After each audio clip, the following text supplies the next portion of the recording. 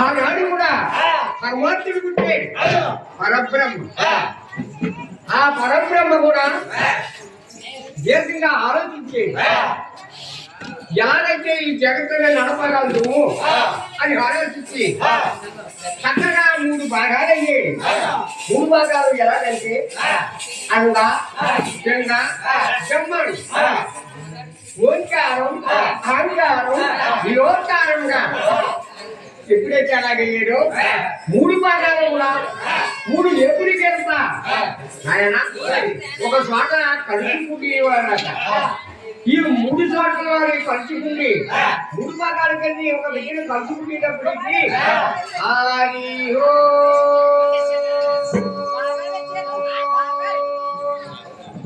అదే శబ్దం వచ్చిందట.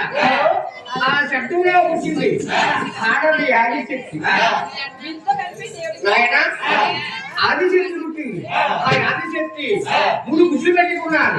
3 గుడ్లు కూడా తన కుడి లెక్కలో ఎత్తి ఎడమ లెక్కలో కొలిమేలు చేస్తా గగన మార్గాన్ని తిరిగిందట. అటువంటిప్పుడు కూడా మీరు లెక్క తగిలి ఆయన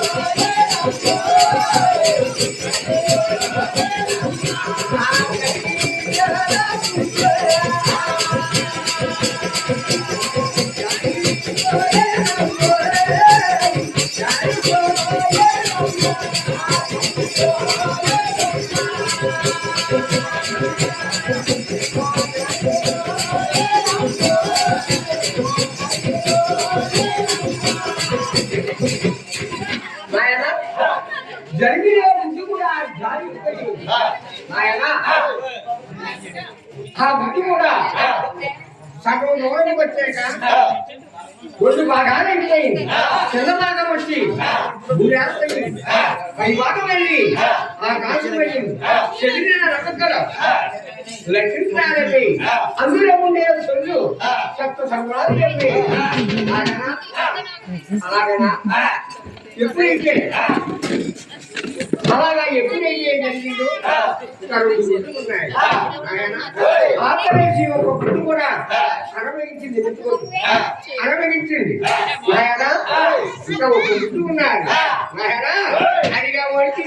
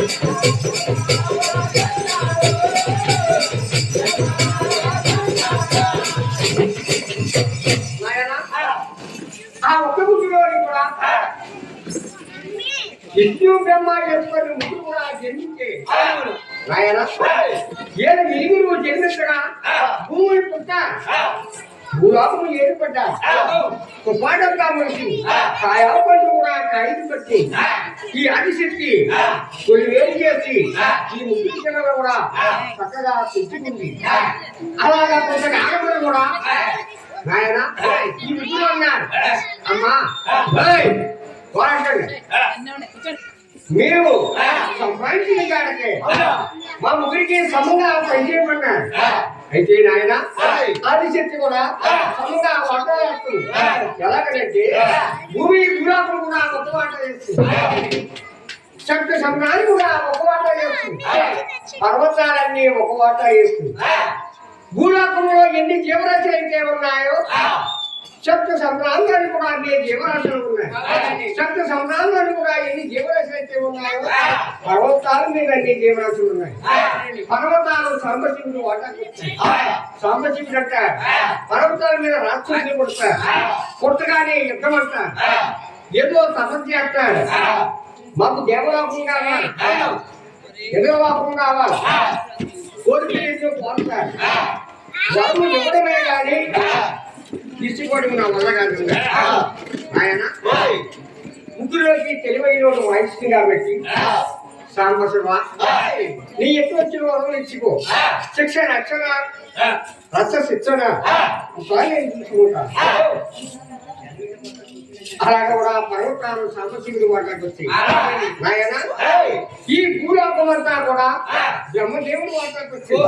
ఎందుకంటే సృష్టికర్త కాబట్టి రాత్రిలో రాస్తాడు కాబట్టి నాయన భూలోకంలో ఒకడు నాయన మంత్రి గారి ర్యాంకులో ఉంటాడు, ఒకడు సుశీంతి గారి ర్యాంకులో ఉంటాడు, ఒకడు ఏడంతస్తుల మేడలో ఉంటాడు, ఒకడు పూలు కుర్చీలో ఉంటాడు.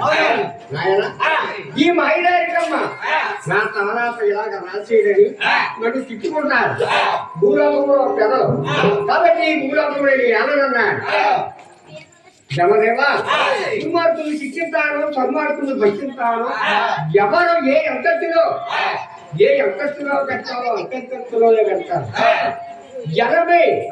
40 జీవరాశుల్లో కూడా నేను జ్యోతి రూపంలో ఉంటాను.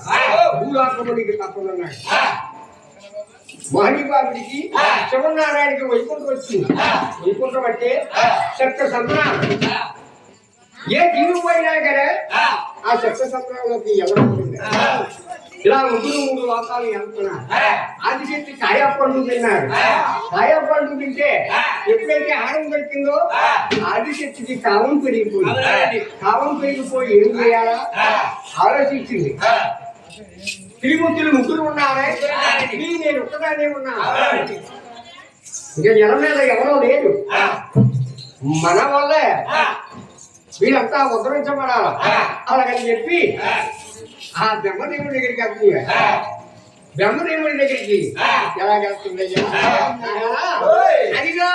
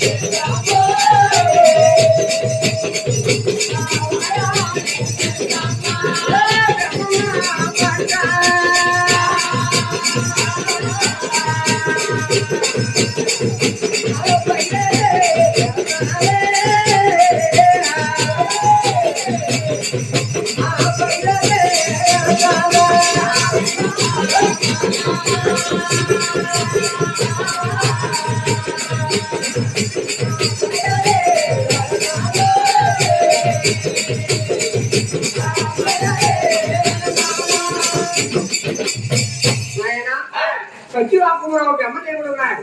సత్యవాకం కూడా వెళ్ళింది. ఆయన బ్రహ్మదేవా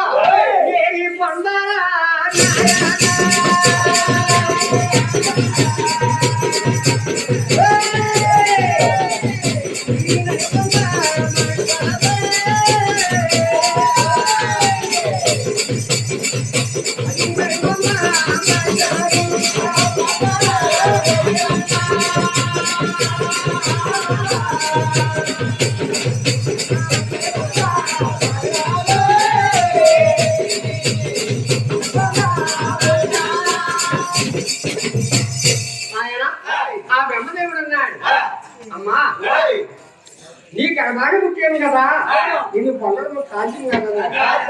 బ్రహ్మదేవా త్రిమూర్తులు ముగ్గురు ఉన్నారే, నేను ఒక్కదాన్నే ఉన్నాను.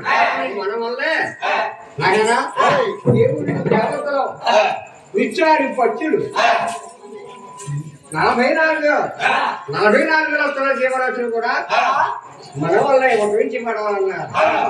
అయినా పొందనున్నాయి.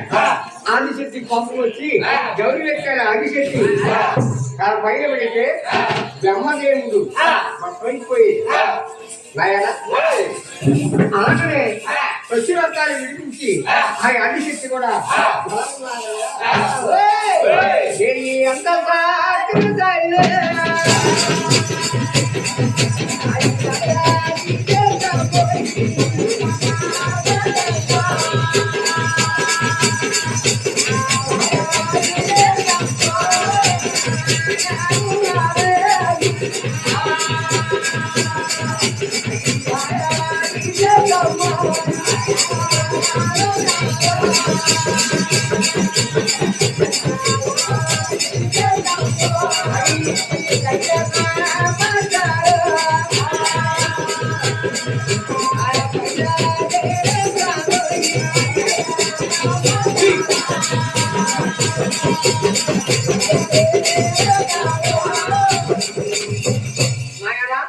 కైలాస పట్టాలు కూడా బయలుదేరింది. ఆయన సంబ నేను పొందరా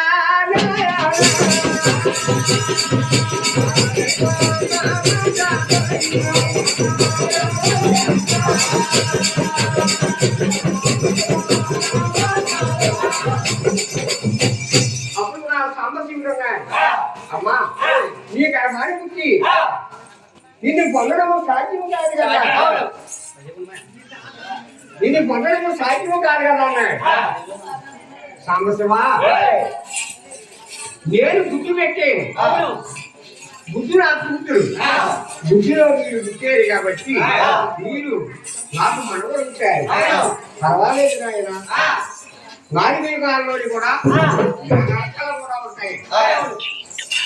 అలాగైనా సాంబశివుడు పొందనన్నాడు. సాంబశివుడు కూడా భక్తులు చేస్తున్నాడు. ఆయన ఆ ఆదిశక్తి కూడా అమ్మా ఎంత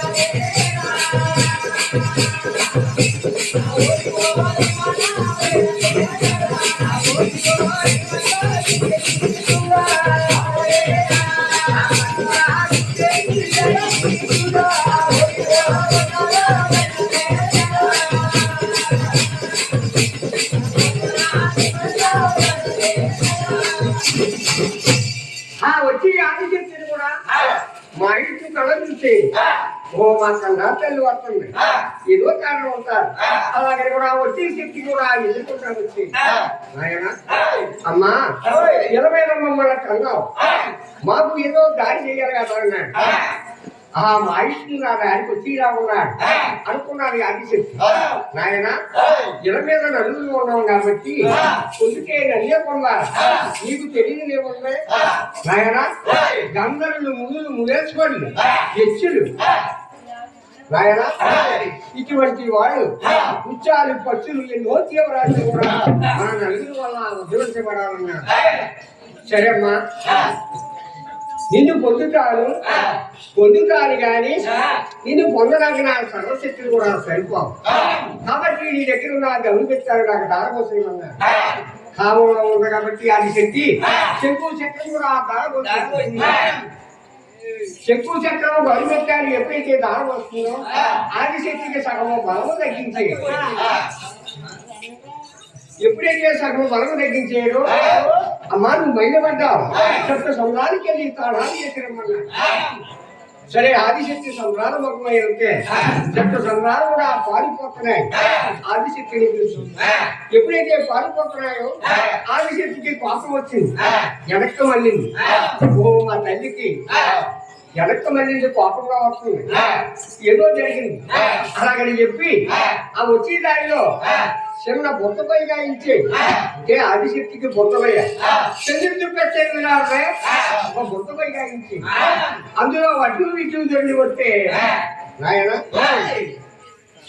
ఏమిటది దొంగపోతులాగన్నా అలాగ ఒకటే సృష్టించి కొత్త ఆ మట్టంలోని ఈ మట్టంలో పెట్టి నాయన ఆదిశక్తి తన పైన కూడా గౌరి పెట్టి ఆదిశక్తి బసమైపోయిన శక్తిని కూడా 4 వాటాలు చేసి 4 వాటాలకి అవసరం పోసి ఎలాగనంటే త్వరతనే వచ్చింది అహంకారంతో వస్తాను కాబట్టి నాయన పార్వతనే తేలితో ఈశ్వరునికి ముద్రించమంటారు నాయన రెండోసారి చదువుల తల్లి సరస్వతి బ్రహ్మదేవుడికి ఉద్యోగించమంటారు మూడోసారి సాగర కన్య లక్ష్మీదేవి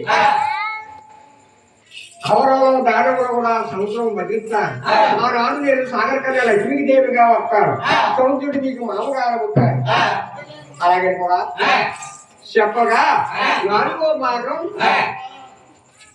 నువ్వు ఊరూరికి ఓ శక్తిగా పుట్టు 4 యుగాలలోని కూడా సత్యయుగము త్రేతాయుగము ద్వాపర యుగము కలియుగము ఈ 4 యుగాలని కూడా ఊరికి ఒక శక్తిగా పుట్టమన్నాడు పెదలు నేను పూజించాడు నువ్వు పెళ్ళాడు నన్నే పెళ్ళాడంటే వాళ్ళు ఊరుకోరు కాబట్టి ఊరికి ఒక శక్తిగా పుట్టమన్నాడు అలాగనా బ్రహ్మదేవుడి కొడుకు నాయన అప్పుడు నాయన కలి ప్రభావం ఎక్కువైపోయింది ఎప్పుడైతే కలి ప్రభావం ఎక్కువైపోయిందో చాలా ఘోరాలు జరిగిపోతున్నాయి ఇంకేమి కన్నీరు పెట్టింది మురేశ్వరుడి దగ్గరికి వచ్చి ఎప్పుడైతే కన్నీరు పెట్టిందో మురేశ్వరుడు కూడా సరేమ్మా నేను యజ్ఞాలు చేస్తున్నాం యజ్ఞాలు అయిపోయిన తర్వాత శ్రీహరి గురించి అనుకోమన్నా ఆయన అక్కడ బ్రహ్మదేవుడి కొడుకు సత్యలోకానికి వెళ్ళి నాన్నగారు భూలోకంలో అలాస్కాలు ఎక్కువైపోయి శ్రీహరి భూలోకానికి ఎప్పుడు చెప్తాడు భూలోకంలో భక్తులు ఎదురు చెప్తారా అలాగన్నాడు నాయన ఎవరు యజ్ఞాలు జరుగుతాయి యజ్ఞాలు అయిపోయి పిమ్మటే చిన్నాన్నగారు భూలోకానికి వస్తానన్నాడు సరే కూడా నారదుడు వెళ్ళిపోతున్నాడు ఆ ఎన్ని దారిలో యజ్ఞాలు జరుగుతున్నాయి ఆ యజ్ఞాలు జరిగితే నారదుడు అనుకున్నాడు మా తండ్రి గారు అన్నాడు ఇక్కడ యజ్ఞాలు జరుగుతున్నాయి సరే చూద్దామని వెళ్ళేది యజ్ఞాలు జరుగుతున్నాయి అప్పుడు కూడా నాయన మీరు యజ్ఞం చేస్తున్నారు ఎవరికయ్యా అన్నాడు వారు కూడా యజ్ఞాలు చేస్తున్నారు కానీ ఏమి అనుకోకుండా చేస్తున్నారట లక్ష్య ఏమి అనుకోకుండా చేస్తున్నారట అటువంటి తప్పుడు కూడా నాయన కొంతమంది బ్రహ్మదేవుడు కన్నాడు కొందరు సాంబశివుడి కన్నాడు కొందరు మాయి లేదా పుట్టుకోలాగట్టే ఎంత మసాలు కట్టుకున్నందుకు నెక్కి ఏం కాలిపోదు నిజాలు చెప్పాలా ఇది లోపల కట్టుకో కదా నీకు వెళ్ళిపోతుంది ఇటు పని ఇంకా ఏమో ఏం చెప్పవు లైటింగ్ ఏంటి పైన ఉంటుంది ఎలా ఎక్కడో దీపం ఆడుకోవడం ఒకే నోట్లకి వెళ్తాగా తీసుకుని పెట్టుకుంటే ఎందుకు కాదా ఇలాంటి కర్రా వేరేది నాయనా అప్పుడు కూడా నాయనా నేను ముగ్గురులోని ఎవరు గొప్పయ్యా అన్నాడు ఎవరు గొప్పయ్యా అంటే ఎవరు కాడే మాట్లాడుకోలేదు ఎవరు గొప్ప తెలుసుకుంటూ వాడు ఉన్నారా అన్న నేనేస్తానంటే నేనేస్తాను రే బాబు నేను పేషెంట్ అవుతానంటే మనకు ఓటేసి మనందరికీ పెద్దవాడు బొరగవారు ఆయనైతే పద్ధతిగా ఉంటాడు, ఇల్లు వస్తాడు, ఎవరి గొప్ప తెచ్చుకుంటాడన్నాడు.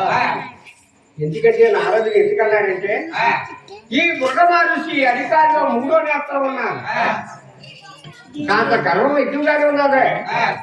ఆ బుర్ర మహర్షికి గర్వం ఎక్కువగా ఉన్నాడు ఆయన. కాబట్టి ఆ బృగిందుడు ఎలా కాబట్టి ఆయన ఆ బుర్ర మహర్షిని ఎక్కడ ప్రయాణం చేస్తే ఆయన ఆ బృగిందుడు ఎలా ఉన్నాడయ్యా ఆయన ఎంత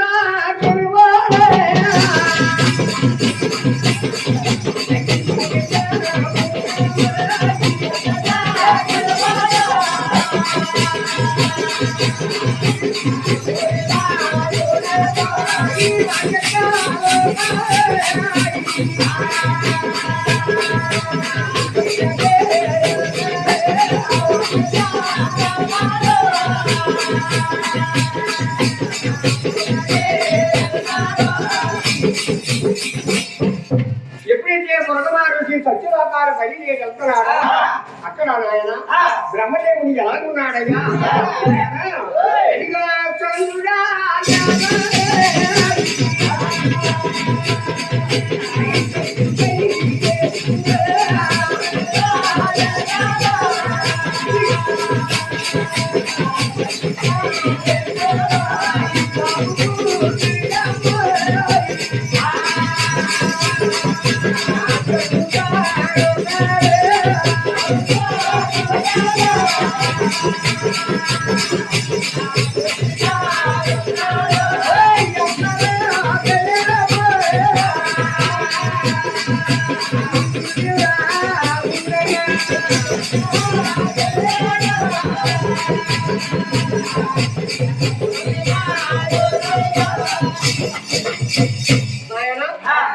బ్రహ్మదేవుడు చంద్రుడి యాదాలు సత్తుపై వేసి సాగు పుట్టుకుల గురించి చెప్తున్నాడు ఆయన.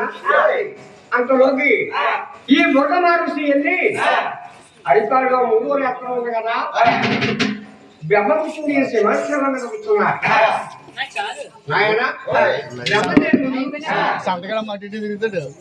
బ్రహ్మదేవుడు సభ ముగించేసి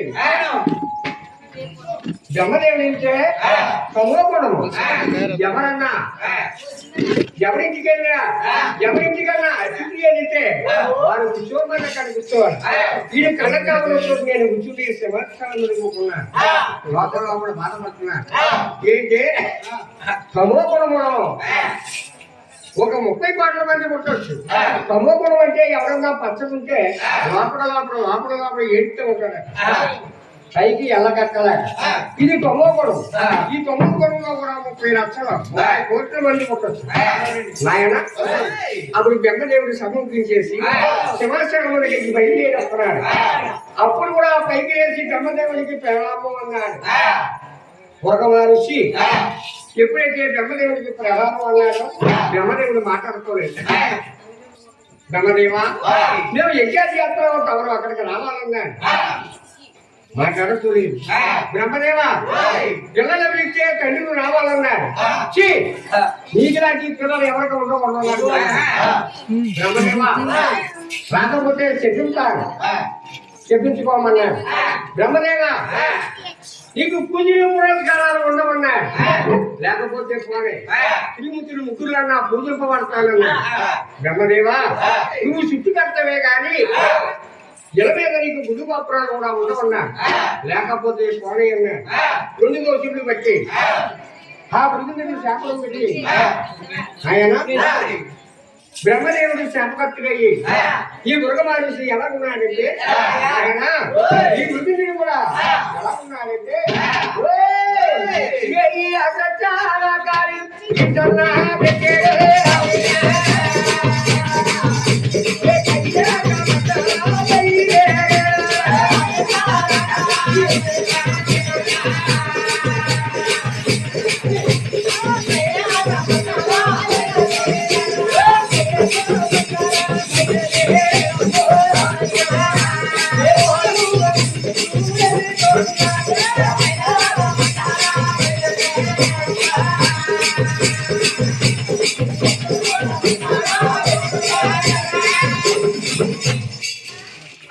ఆయన సత్యలోకాన్ని విడిచిపెట్టి కళ్యాణ పట్టాలు వెళ్తున్నాడు.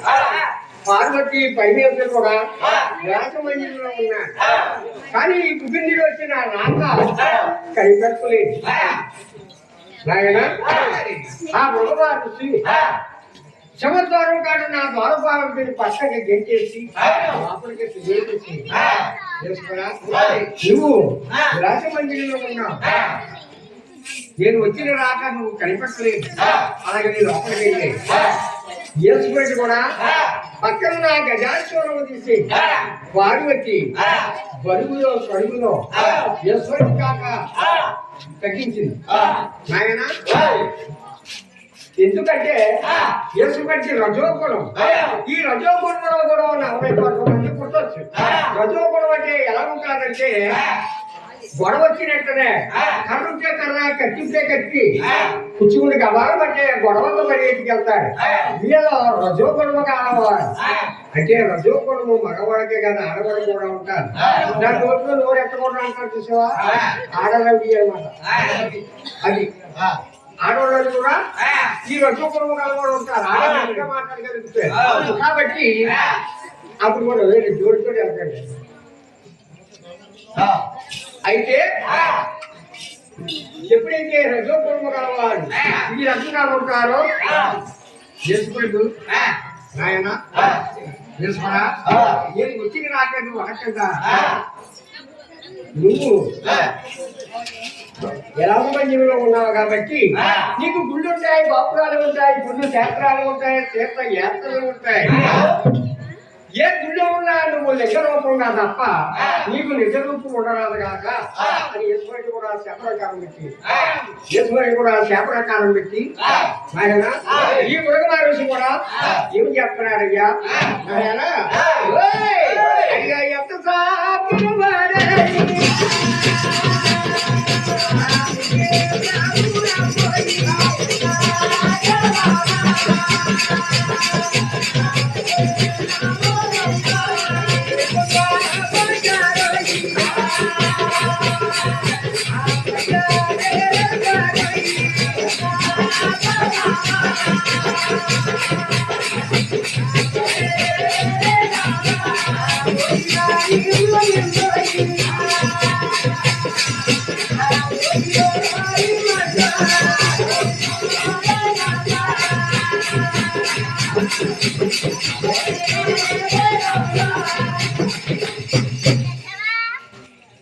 ఓడి పడ్డా కూడా ఆ బుద్ధిని కూడా వైకుంఠ పట్టాలని వెళ్తున్నాడు. శివనారాయణ వైకుంఠ వాసిని కూడా చంపించి బుద్ధిని వస్తున్నాడు. ఏదో కారణం ఉంటాడు, చిన్న తమాషా చేస్తాడు. అలాగని చెప్పి తన కింద చెయ్యి పెట్టుకుండి చూసి చూడనట్టుగా నిద్రలు చేస్తున్నాడు స్వాముని వారు. అటు పక్కకి తిరిగి ఆ లక్ష్మీదేవికి పడుతున్నాడు. అటువంటి సమూహాన్ని కూడా మంచి జోడిగా ఓరు పని వెళ్తున్నాడు మృగమహర్షి. ఆయన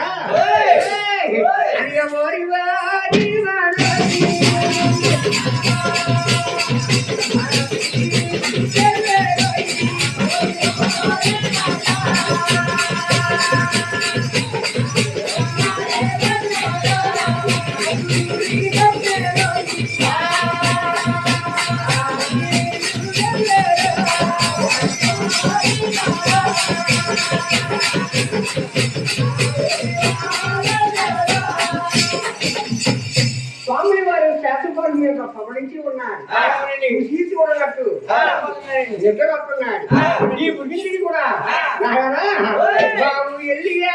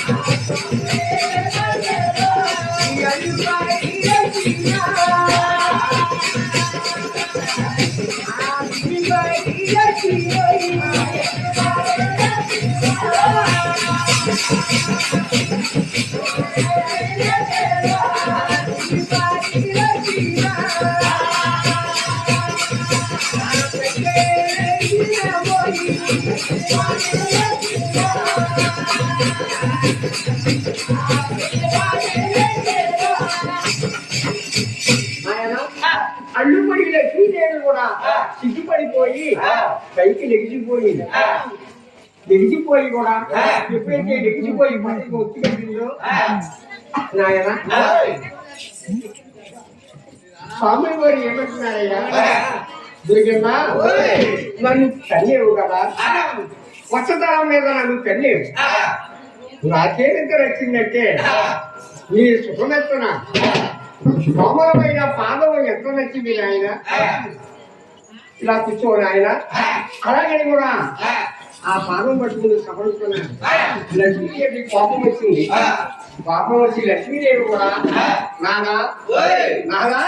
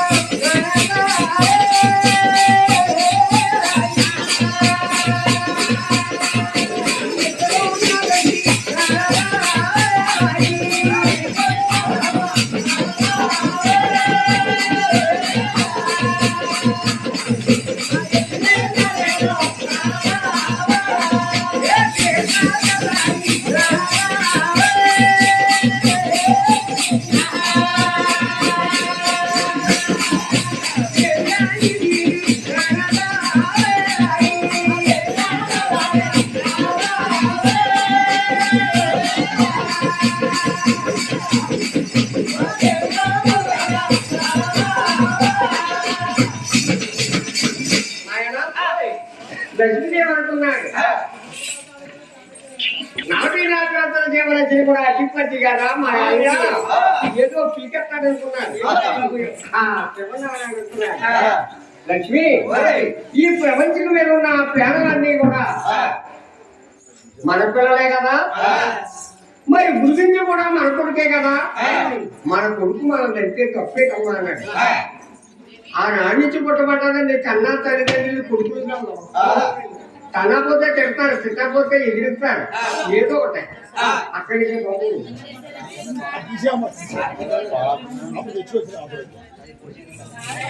అలాగనా సరే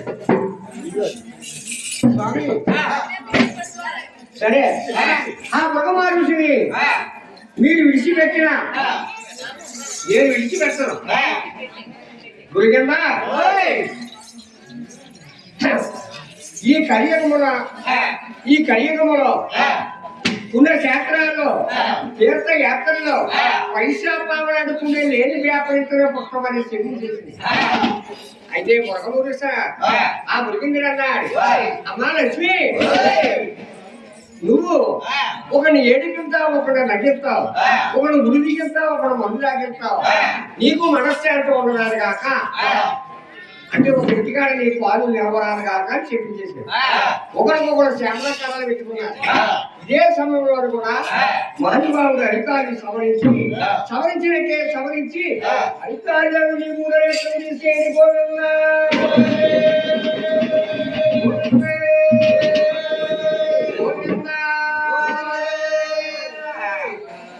నాయన ఎప్పుడైతే అధికారులను నీ మూడో ఎక్కడ తీసాడు ఆ మృగవాడు శుద్ధి అనుకోకుండా రెండు చేతులు అలా కలిసిపోయాయి వాడి బాబా వైకుంఠ వాస నందనందన పాండురంగా ఏ గుళ్ళు కట్టినా నీకే కడతారు ఏ పేరు పెట్టినా నీకే కడతారు నిన్ను మెచ్చిన వారు నిన్ను మెచ్చిన వారు 23 లోకాలు కూడా ఎక్కడ లేదు స్వామి అలాగా కూడా నాయన అలాగా కూడా స్వామి మేము యజ్ఞాలు చేస్తున్నాం యజ్ఞం కాడికి ఒకసారి రావాలి సరే నాయన సరే వస్తానన్నాడు అక్కడ కూడా పాపం పడిపోతుంది ఆ లక్ష్మీదేవి కూడా అలా కట్టింది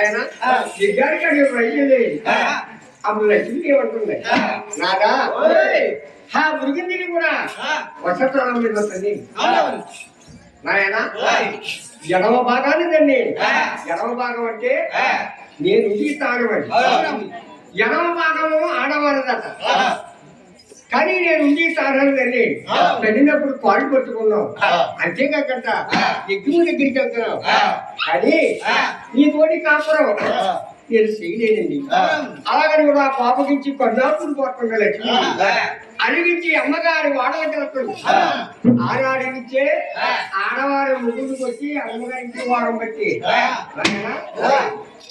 కాబట్టి ఆ లక్ష్మీదేవి ఎప్పుడైతే పాప నుంచి పడ్డాపూర్ వెళ్ళిపోయిందో నాయన శివనారాయణ ఎక్కువ కాడకెళ్ళి ఎక్కువలో పాయసం పుట్టి తర్వాత కాకన్నాడు మళ్ళీ వచ్చినట్టు వైకుంఠమంతా ఎల్లలో పోతాడు వైకుంఠాలు నా కళ లక్ష్మీదేవి ఆడాడంటే ఈనాడంటే ఎవడ పిల్లవన్న అమ్మగారి ఇంటికి వెళ్తే ఇది ఈదులోకి వెళ్తాడు ఇంటికి వస్తాడు ఈదులోకి వెళ్తాడు 100 రూపాయలు ఖర్చు పెట్టాలి తప్ప 10 రూపాయలు సంపాదించే భార్య ఇంటికడ లేకపోతే నాయన అలాగనే స్వామిని వారి వచ్చి వెళ్తుంటూ ఎల్లబోతుంది అలాగే మా సంపద కూడా ఎల్లలేకపోతాడు కాబట్టి నాయన స్వామిని వారి కూడా 14 లోకాలు కూడా అలా నిలుపుతున్నాడు ఒక భూలోకం కూడా తప్ప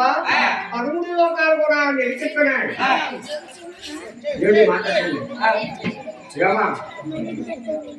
ఈ భూలోకము ఎందుకు నలిగించలేదంటే ఈ బురద మహర్షి భూలోకం నుంచి బయలుదేరాడట అందుకని కోపం మీద లక్ష్మీదేవి భూలోకం వెళ్ళదు అలాగని భూలోకం ఎతికించలేదు మహానుభావుడు ఎతికాడు పేడమసారి వచ్చింది పేడమసారి రాగా ఒక సెంచెట్టి కాడ పడుకున్నాడట సెంచెట్టి కాడ పడుకుంటే స్వామివారిని ఎవరు కనిపెట్టారండి సింహజీవులు కనిపెట్టి సింహజీవులు అంటే సేవలు స్వామివారి దేవుడు అన్న సంగతే సింహజీవులు కనిపెట్టి ఈ సింహజీవులు ఆ పెట్టి ఆ పెట్టి తెచ్చి స్వామివారి పైన కోరిపుత్తలు పోసి ఆ కోరిపుత్తలో స్వామివారి కొలువై ఉన్నాడు అలా కొన్ని గడవలు కలిసింది మళ్ళీ కోరిపుత్తలు పెద్ద వెళ్ళిపోతున్నాయి మళ్ళీ కొన్ని రోజులకి కూడా కోరిపుత్తలో స్వామి వారికి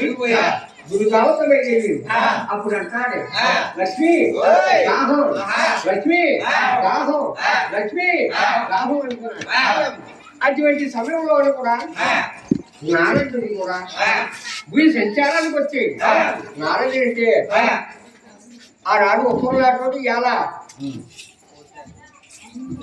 చదువుకున్నట్టు నాయన అయితే ఈ కోరిపుట్టలో వచ్చి మాట కూడా ఆలోచించి కొల్లాపురి పారిపోయేది కొల్లాపురిలో లక్ష్మీదేవి ఏమి చెప్తుందయ్యా 101 భాషమేళ మనను జరిగించి తన రాజుడైన శ్రీమాగిస్తూ మేళం జరిపింది అప్పుడు కూడా నారదుడు అన్నాడు అమ్మా లక్ష్మీదేవి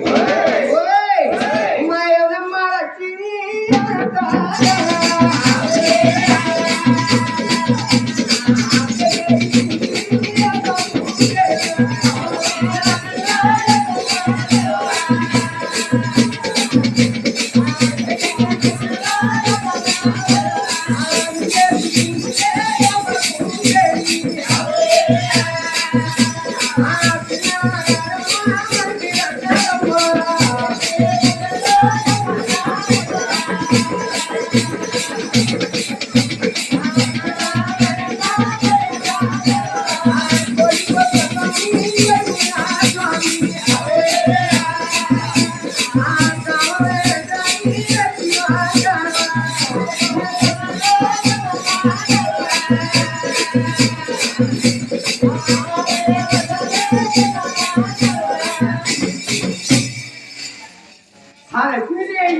పూజ కూడా పక్కవైపోయింది నానా ఏంటన్నారు అమ్మా ఈ సంగతి అన్నాడు నానా దీనికేమన్నా పరువుపై ఉన్నానా అన్నాడు లేకపోవడమేమో ఉన్నాడు సత్యలోకంలో కబురు చేయి మా తండ్రి గారు వస్తారు వచ్చిన పిమ్మటే ఆవుని చేయి అలాగే కైలాస పట్టాలు కబురు చేయి మా పెద్దండ్రి గారు వస్తారు వచ్చినట్టు నేను దూరం చేయన్నా అలాగ మా చిన్నాన్న గారికి ప్రేణదానం పోయాలి కోరి పుట్టన్నాడు అలాగనే ఆ లక్ష్మీదేవి కూడా జన్మ పట్టాల జాబు చేస్తుందండి జలగరాస్తుందంటే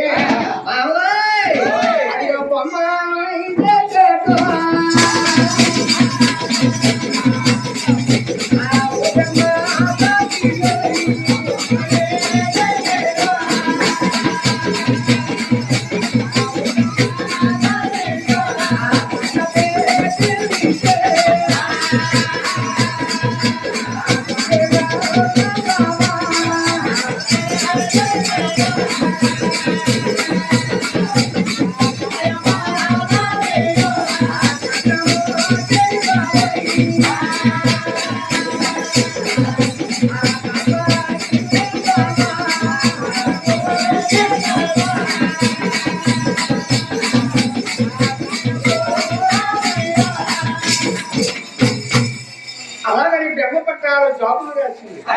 జాబు పనులు చూసి బ్రహ్మదేవుడు బ్రహ్మదేవి వచ్చి ఆ వచ్చిన బ్రహ్మదేవుని కూడా ఆవును చేస్తుంది అలాగనే కైలాస పట్టాలు కూడా అలాగా జాబులు చేస్తున్నారు ఆయన కైలాస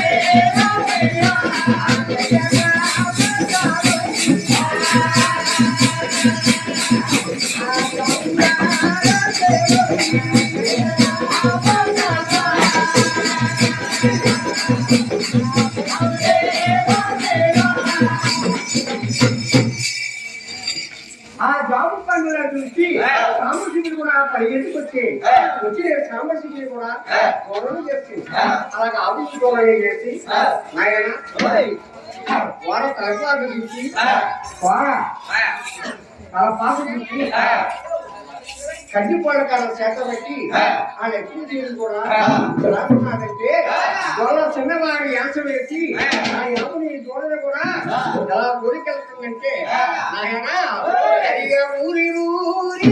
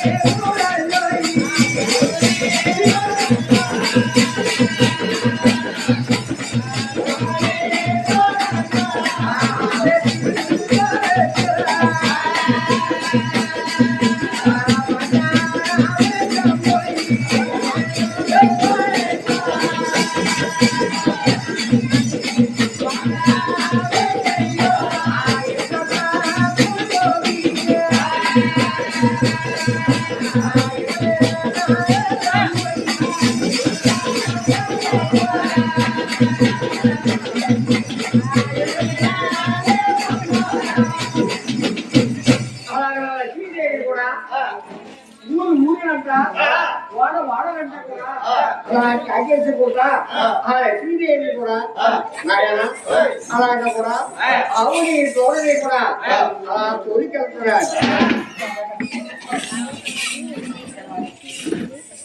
గోవింద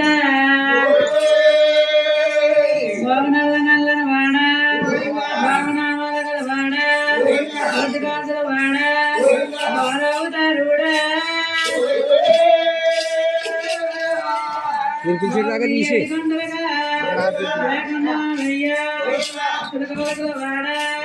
కన్నాడి మా రమణ పలకల వాడ అందాల మా రమణ రమణ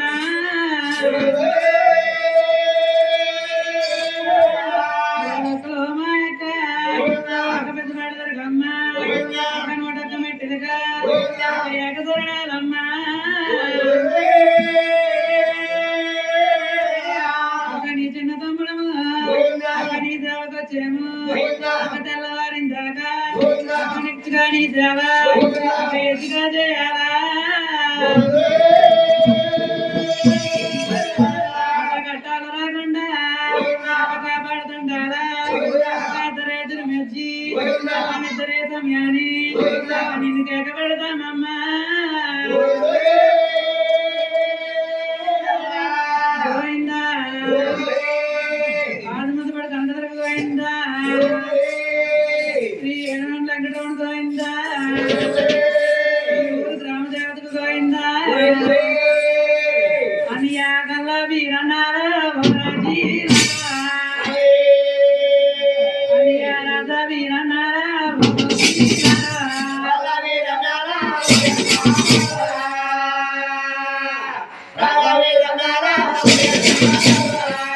నడుమోలేదన్నారా అనియా డక్కాలేదన్నారా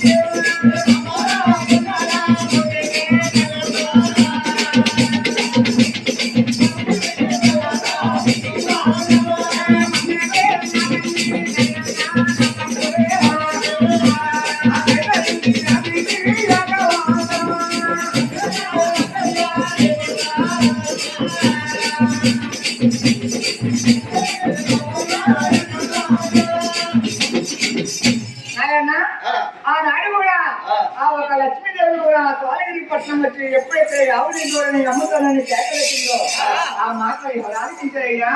ఆ ఒక స్వాలగిరి మహారాజు గారు ఆలకించారు. ఈ ఆవుని దూరని చక్కగా చూశారు కాబట్టి ఈ డబ్బి కొట్ల హరమంద ఒక ఎత్తు, ఈ ఆవులు కూడా ఒక ఎత్తు. ఈ ఆవులు కూడా మన డబ్బి కొట్ల హరమందలో పెంచుకుని తొలికొచ్చుకోవాలి. అలాగని ఆనాడు కూడా ఆ ఆవులు మన కొడుకును తొలికొచ్చుకోవాలంటే ఆ ఆవులు కూడా ఎలాగో చూసుకోవాలి కదా. అలాగని కూడా ఆ రవి గారు ఎలా ఉన్నారంటే మన ఆవులైతే గొడవ గొప్ప చెట్లెత్తి ఆవు మధ్య చెట్లు తీసుకొస్తాడు. అలాగని ఎప్పుడైతే ఆలోచించాడు ఆ రాజు గారు ఎలా ఉన్నారయ్యా?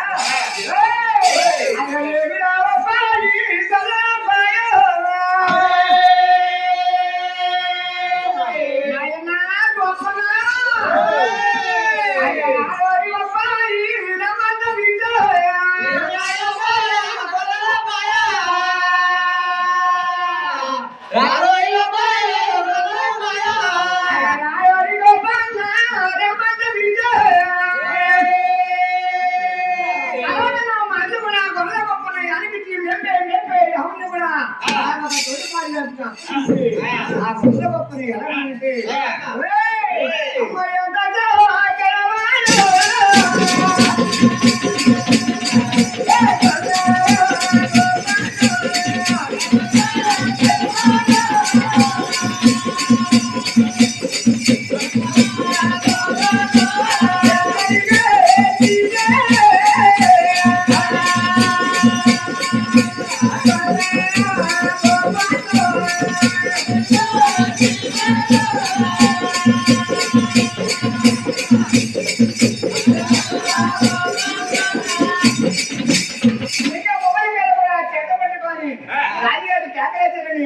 అన్ని విసిరి వస్తాయని వల్ల గొప్పని అంటే ఆయన అమ్మాయి అలాగా గొప్ప గొప్ప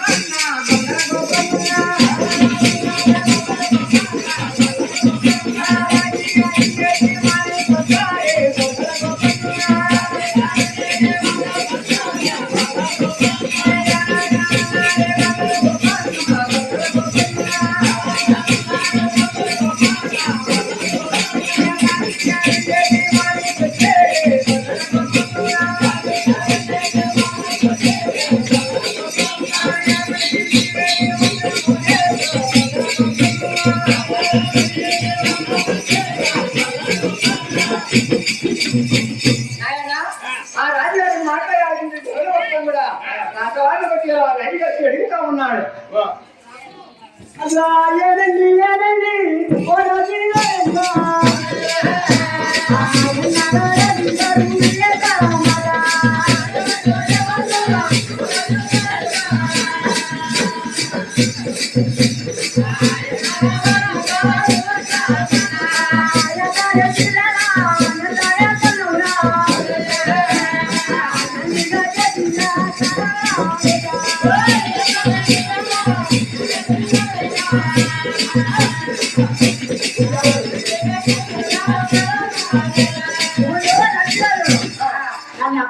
కాకి కానాలండి బాబయ్యా ఆయన గొప్పన ఇవి బాబయ్యా ఆయన డబ్బి కొట్ట అరమంద కూడా ఎలాగున్నది గొప్పన చక్కగా ఉన్నాడు బాబయ్యా అవును కదా చక్కగా ఉన్నది కదా బాబయ్యా ఈ వేళ మన రాత్రి వాళ్ళ దగ్గర ఎవరు అమ్మాయి కూడా కోరి వచ్చింది అవును ఆ ఆవు కూడా ఎలా ఉన్నాయంటే మన డబ్బి కొట్ట అరమంద ఒక అవును ఆవు కూడా ఒక ఎత్తు ఎంతకన్నా సరే ఆ ఆవు కూడా నువ్వు తోలిపోతావని నిన్ను కేకలేసేది గొప్పన్న అదే బాబయ్యా ఆ రసవాళ్ళు అంటే ఆ ఆవులు చూడండి ఊరికొచ్చి కేకలేస్తుంది ఊరు గొప్పన్న ఒకసారి అది వాళ్ళ ఊరు చెల్లురా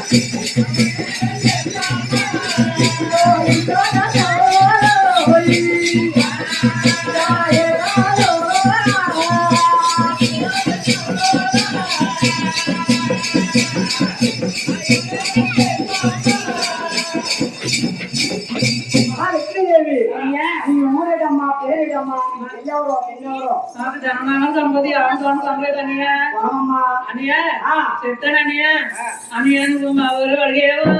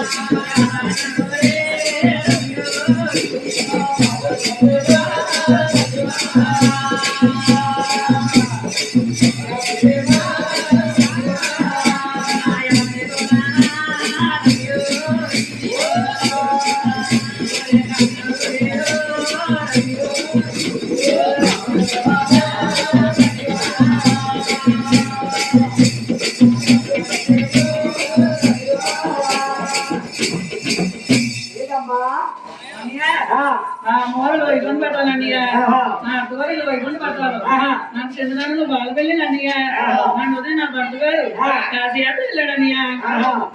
అమ్మా ఆవుని అమ్మనాలో కూర్చోవా అమ్మనాలో కూర్చోవా అమ్మనాథ రోజు వచ్చినన్నయ్య అమ్మనాలో కూర్చోవా అయితే ఈ ఆవు దూడం నాకు కావాలమ్మా అన్నయ్య ఆ ఆమె తోడు మీరు కొనాలండి మీరు కొనలేరు అన్నయ్య రాజమ్మ మేము అన్నయ్య ఆవ గెత్తు బంగారు ఒక గెత్త అన్నయ్య దోడ గెత్తు బంగారు ఒక గెత్త అన్నయ్య చాలా చక్కగా తీసుకుంటున్నామ్మా అన్నయ్య దూడ ఆవిడ కొనాలండి మీ వల్ల కాదన్నయ్య అన్నమాట అప్పుడు మీరు అదిగోని కాదన్నయ్య అన్నయ్య ఆవగెత్తు బంగారం ఒక గెత్త అన్నయ్య చెప్పే కానీ ఆవెత్తు బంగారు తిని దుబ్బి అంత డబ్బే ఉందన్నయ్య అమ్మో అయితే ఈ బంగారు కింద వచ్చినాక చాలా చక్కగా తీసుకుంటాను చాలా చక్కగా చాలా చక్కగా తీసుకుంటాను ఎవరన్నా చూసుకుంటే వాళ్ళకి అప్పు చెప్పేస్తానని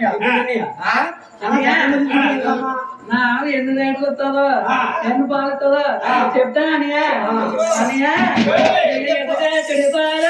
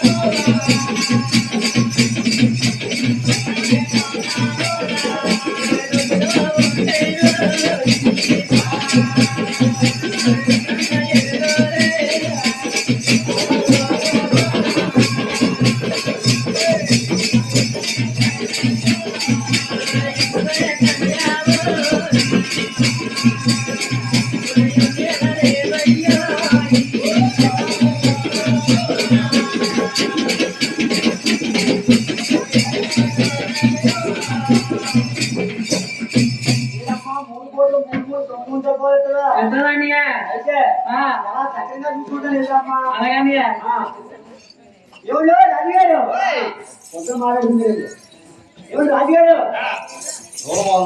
చెప్పండి చెప్పండి ఆవు దూడ అమ్మా కదండి బాబయ్య చెప్పనా అక్కడండి నాకే బంగారికి వెళ్ళాకే భయం పెడుతుందంట ఆ బంగారికి వెళ్ళి వచ్చిందట ఆవును చూసి పెట్టమన్నాడు బాబయ్య ఆవుతున్న చక్కగా మేపెట్టమన్నాడు ఏ పెట్టమన్నాడు బాబయ్య చక్కగా చూసుకున్నావు గొప్పనా చూసుకున్నాడు బాబయ్య చాలా చక్కగా ఉన్నాడు బాబయ్య చాలా చక్కగా ఉన్నాడు బాబయ్య ఆవు బాగున్నారు ఆవు బాగుంది దూడ బాగుంది బాబయ్య మన ఆనందం తప్పితే గొప్పనా ఆవు డబ్బీ కొట్టి ఆవిడ మంది ఒక ఎత్తింది బాబయ్య ఈ కంపెనీలో ఒక ఎత్తింది బాబయ్య బాగుంది కదా చాలా చక్కగా ఉంది బాబయ్య అది గుర్తించే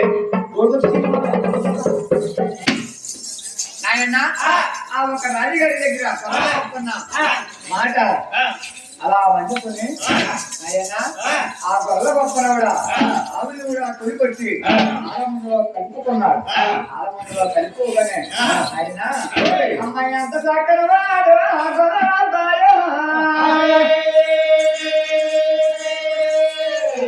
అమ్ముని చూడాలే కలుపుకున్నాడు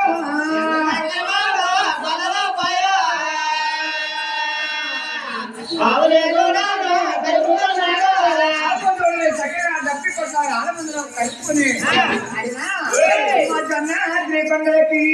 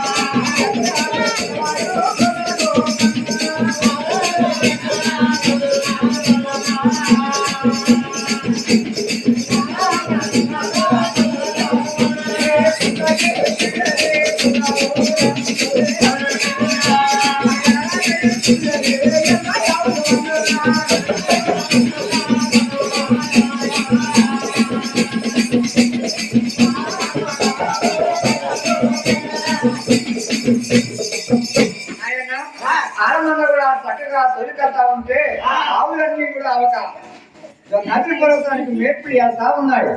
ఈ ఆవు కూడా వెళ్ళిపోయి ఆ ఒక చాచాద్రి కొండపై వెళ్ళిపోయి ప్రతి పుట్టకి కూడా ముద్దు పెట్టి ఆ గోమని ఎడుతా ఉన్నది. ఆ మాట ఆలకించిన శ్రీ మహన్నారాయణ కూడా ఆ మహానుభావుడు ఉండి దాహం అంతా అనుగడిస్తా ఉన్నాడు.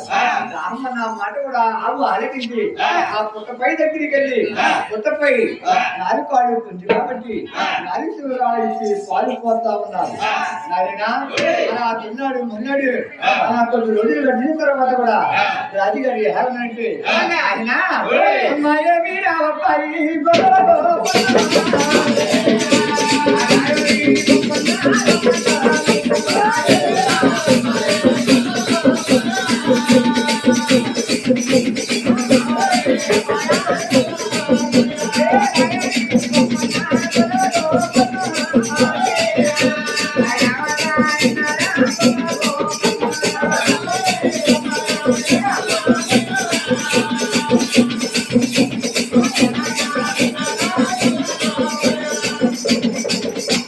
ఆయన రాజుగారి కేటాయించిన మాటకు కూడా బరువు పక్కన వచ్చి రాజుగారిని అడిగితా ఉన్నాడు.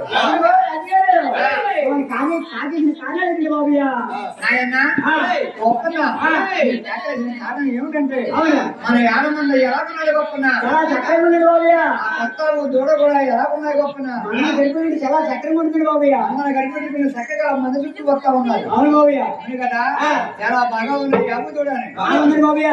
ఎప్పుడు మాట ఆరకెట్టింది ఆవు కూడా ఉంది బాబయ్య. అవునా గొప్పన మంది ముందు వెళ్తుంది బాబయ్య. కొత్త కంపెనీ వెనక వెళ్తుంది బాబయ్య. వెనక వెళ్తుందా గొప్పన అయితే ఆవు దూడ చక్కగా యాడ మందిలో కూర్చుంది కాబట్టి తెల్లారితే ఆకాశం ఆయన ఆ తాపాలు చెప్తావా గొప్పన తాపాలు ఎత్తే దేవుడికి నేను రోజు పెట్టుకోవాలి. అలాగే గొప్పన రాజుగారి దగ్గర మాట్లాడుకున్నాడు. గొప్ప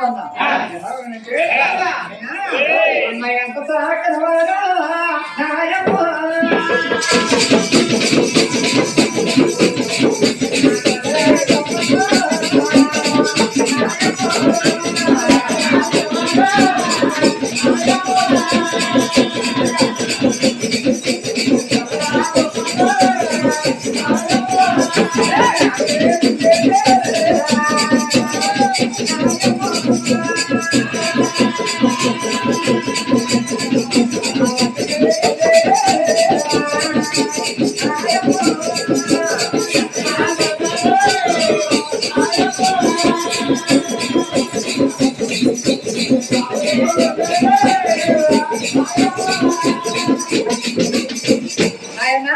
చక్కగా ఆవునుండే వద్దకెళ్ళి ఆవునేతోనే కలుసుకున్నాడు.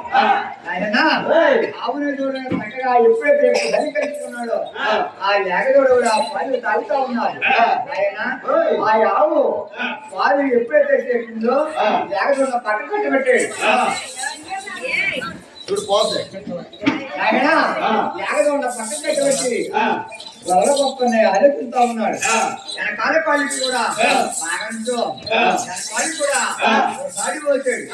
ఆయన వెనకాళ్ళకి ఎప్పుడైతే సాడి పోతాడో రే గొప్పన ఏట పాటలు ఎక్కడెత్తనా బాబు ఉర్రాడు ఉర్రాడైతే పీకడి కాదండి బాబయ్య. వెనకాలకి ఉరదాడు ఉరదాడు అయిపోతే రాజుకోవాలంటారండి బాబయ్య. వెనకాళ్ళకి వరదాడు అయిపోతే గాడిపోయారంటారా వాళ్ళు ఇస్తేనే అయితే వరదాడని వరదాడండి బాబయ్య. ఆ సమయంలో కూడా ఆయన ఈ గొర్రెల గొప్ప నుంచి పదవికి రాకున్నాడు. అక్కడ మహత్తు దాపం ఎవరు తీస్తారు ఎవరు తీర్చారు కదా గొర్రెల గొప్ప పాలిపోకూడదు. అలాగని కూడా ఆవు అలా కలహారా ఉంటుంది. ఆయన ఆ పాలిపోయినకి గొర్రెల గొప్ప దగ్గర కూర్చుని ఉంటే పాలి పోగడని ఆవు ఎలా ఉన్నదంటే ఆయన అమ్మ పెళ్ళు పెళ్ళు అంతా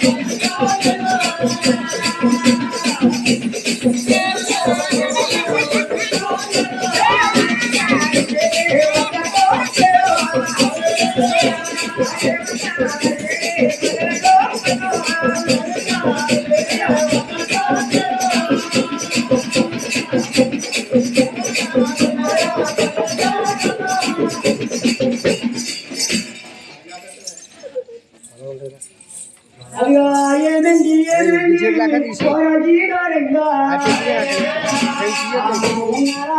మళ్ళా పాటలో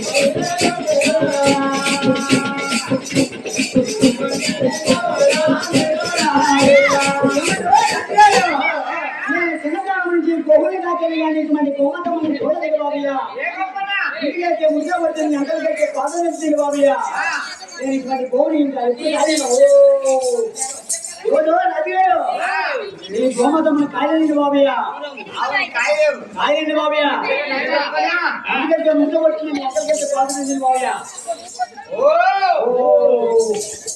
రాజుగారు కాయలండి బాబయ్య కాయలండి బాబయ్య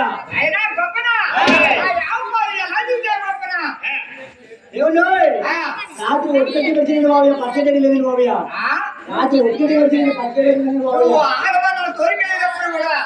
నీకు కడుపున అన్నం పెట్టి అజ్జపాడు తిన్నానికి అన్నం పెడితే గానీ నువ్వు ఆడమంది విడిచిపెట్టవు. అవునండి బాబయ్య అవును కదా ఆ యావ పాలు తీసే ముందు కూడా ఆ యావకి దానం వేపుకుంటే పాలిచ్చినాము కదా గొప్పన చెప్తాను బాబయ్య వేపట్టే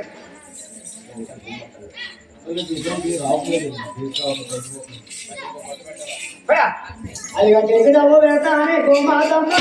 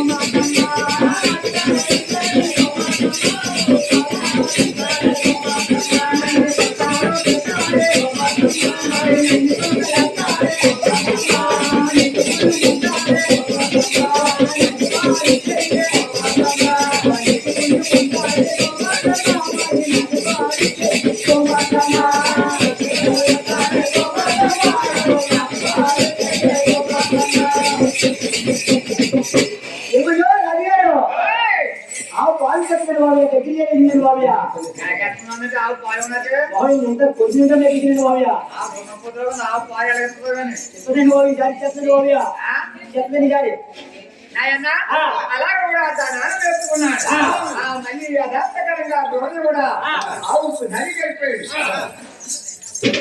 చూడండి పోతుంది ఆవుని చూసి శుభ్రంగా పాలన తీసేసి చూడండి చెప్పా దూడ లాగా ఆ దూడ ఎంత ఉన్నదో పాలన తీసేసుకున్నాం కదా రోజు లాగడే లాగవా దూడ ఆపాడు పక్క కట్టి పెట్టాడు ఆయన చాలా పట్టుకున్నాడు గొప్ప ఆవు వంక కూడా ఎడప్పడా ఆవుని చూస్తా ఉన్నాడు ఆగుతున్నాడంటే ఆవుని కూడా ఎనక చూస్తా ఉన్నాడు అలాగేనా? నా తండ్రి దేవుడు అయిపోతాడా? అలాగే ఇలాగ కూడా ఇంకా ఏరే గోపరాజు వస్త్రం. ఎప్పటికైనా ఇవ్వాలా ఆ? ఇదిగో రంగేరు. ఆ. నేను పాలు చెప్తాను బాబయ్య. ఆయన చెప్తారు కదా? చెప్తానండి. ఆ. వాళ్ళు చెప్తారు కదా? నిజంగా? చెప్తానండి. అయితే దాని ఆమె వేసిన తర్వాత కూడా ఆ లేబర్ ఉన్న పక్కన కట్టి చారితరం మా తాయేసి గుమ్మని పాలు పిలుతా ఉంటే ఆ హైట్ దానం వల్ల ఎవరు తీర్చారు ఎవరు తీర్చలేరు కదా. అలాగే కూడా వల్ల గొప్ప కదా ఆయన నా పేరు పేరు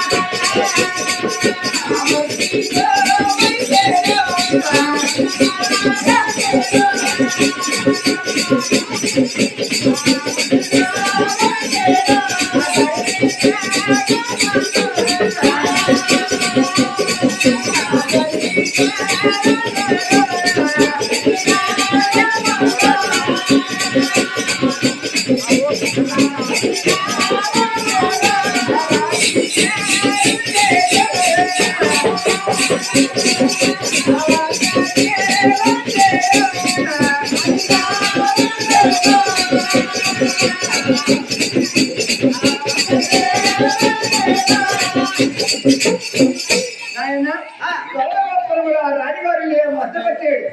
ఆ రాజుగారితో ఇలా అడుగుతా ఉన్నాడు. మంచిగా చెప్పాను. ఎలా గొప్పరా? చెప్తారు బాబు. బాబు అదిగా ఏమండి కోరాజీ గారంగా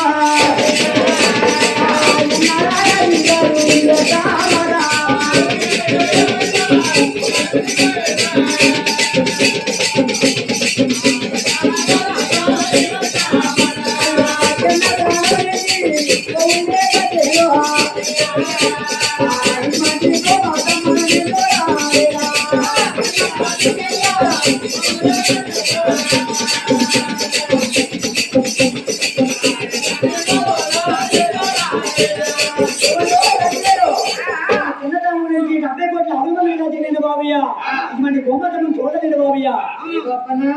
ముందుకెళ్తే ముద్ద పడుతుంది, ఎంతకెళ్తే కోతలుంది బాబయ్య. మీరు అంటే నేను అర్థం చేయలేదు బాబయ్య. తప్పిపట్ల ఆలమంగా ఒక ఎత్తు మన ఆవు కూడా ఒక ఎత్తున్నావు. ఈ ఆవు పాలు తీయమంటే తీయకపోతున్నావు. ఆవు పాలు తీయకపోతే ఇది ఏం చేస్తున్నావు తెలిసినా? ఏం చేస్తాను బాబయ్య? ముందర జీతం తక్కువ అయినా బాడవారు గుర్తుపెట్టుకుంటాం. అదే కాకుండా నేను చెత్త తీసిన చెత్త తరపు మనకి ఎలా పెట్టుకుంటాను. ఆవు పాలు తెస్తావా తేవా? తేలండి బాబయ్య, తేలండి బాబయ్య. తేలేదు తేకపోతే నీకు శిక్ష ఏం చెప్తున్నా ఆశించవదా? అరే దుర్బల్ చెప్పు. మన రాజుగారు చూస్తే ఎలా బంధించేస్తున్నారు. ఆ పాలు ఎక్కలేదు. ఏం చెప్తే బాగుందిరా? అయితే ఈ రాజస్థానంలో ఆవన్నా ఉండాలా, నాకే నేనన్నా ఉండాలా? చూసుకోవాలి అయితే. అమ్మాయి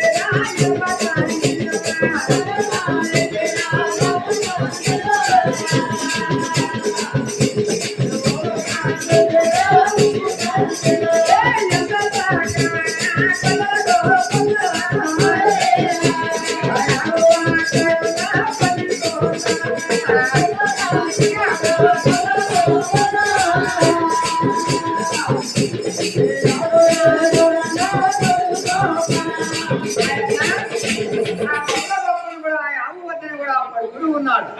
ఆవు వద్ద ఎప్పుడైతే పడుకుని ఉన్నాడో ఆయన రాత్రి 12 గంటల రేత్రి అయింది.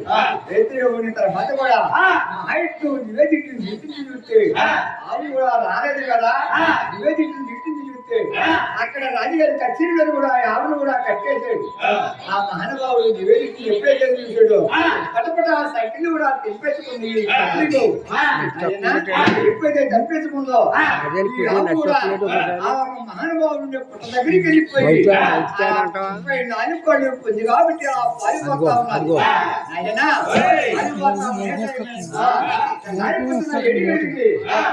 ఎలా ఉన్నారంటే అమ్మ వల్లి పని గోపన్న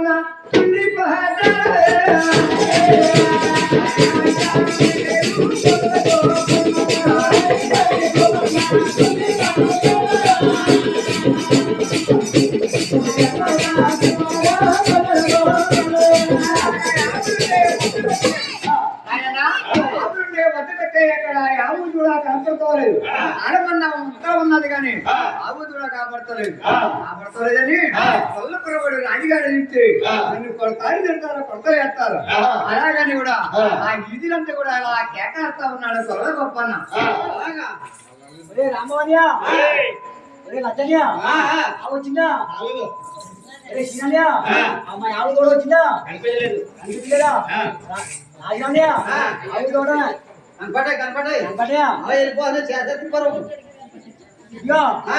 రాజుగారు చూస్తే వాళ్ళు ఎత్తలేదని చాలా పండించేస్తున్నారు.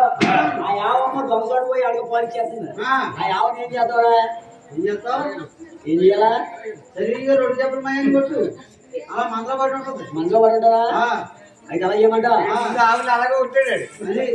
అయితే ఆవు సంగతి చూసుకుంటారు. అయితే సరే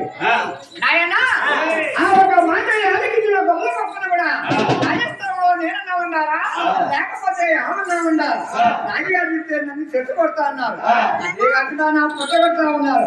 అలాగని కూడా మహానుభావుడు కూడా ఎలాగున్నాడంటే ఉదాహరణ గండ్రగొడ్ల పైకి లేపి ఇసిరి పెట్టాడు. ఆ ఇసిరి పెట్టిన గండ్రగొడ్ల మాట కూడా ఎలాగ అవుతుందంటే ఆయన మరి ఓరి పెట్టుకుంటా వస్తుంది. ఓరి వినిపించిన శ్రీ మహైట్టు నివేదిస్తే ఆయన గొల్లకొరవాడి గిరేసిన గొడ్లు కూడా ఓరి పెట్టుకుంటా వస్తుంది. ఈ గొల్లకొరవాడి గిరేసిన గొడ్లు దెబ్బ ఆవించే చాలా తప్పు కదా. ఆవచ్చ శ్రీహత్య బ్రహ్మత్య ఈ ముడి తప్పులు చేసిన వారు కూడా కోటి ఆయన ముందు కట్టినారు. ఇక్కడ పాపం హిందూ అవ్వదు. ఈ ఆవున ఆకలపతి నాకు వచ్చింది కాబట్టి ఈ ఆవుని దెబ్బ నేనే తినాలా. అలాగని శ్రీ మహైట్టు కూడా ఎలాగున్నాడయ్యా?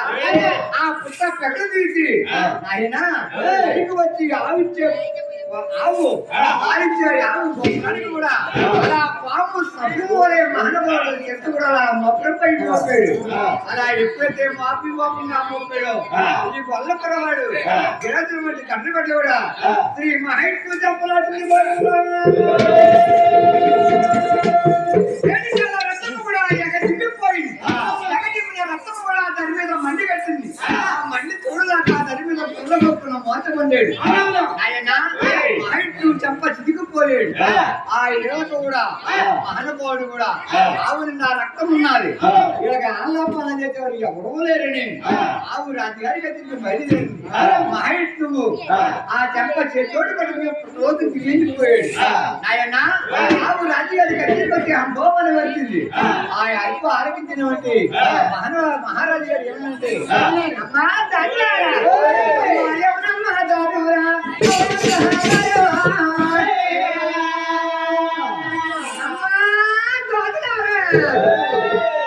అమ్మా ఆవైతే వచ్చిందా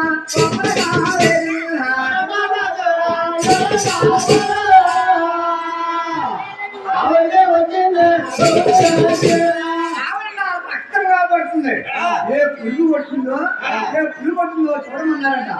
ఆ మాట యానకించిన దారిలో కూడా 10 మంది పట్టి చూస్తే ఎక్కడ ఆవుకు దెబ్బ కనపడుతున్నది. అదే మాట రాజుగారి దగ్గరికి వచ్చి మహారాజా ఓ రాజేంద్ర ఆవు నిండా రక్తంలో తప్ప ఎక్కడ దెబ్బ కాపాడుతున్నదట. ఆ మాట హరించి ఈ కప్పుడు బాబు కూడా అలా వెళ్ళిపోయింది.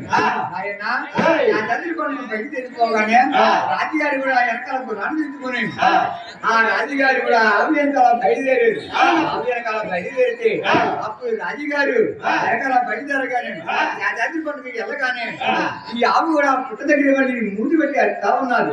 ఈ ఆవు మళ్ళీ నా దాంపత్యకు వచ్చిందా అలాగని శ్రీ మహేష్ ఆ చెంప పుట్ట పెగలు తీసి చెంప చెద్దోడు పట్టుకుని అలా పైకి వచ్చి పుట్ట పైన అలా పుంజిగా నించున్నాడు.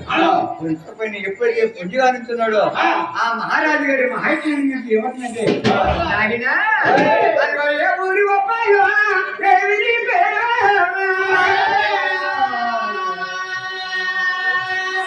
నీ ఊరేటి పేరేటో ఒక్కొక్కరేటో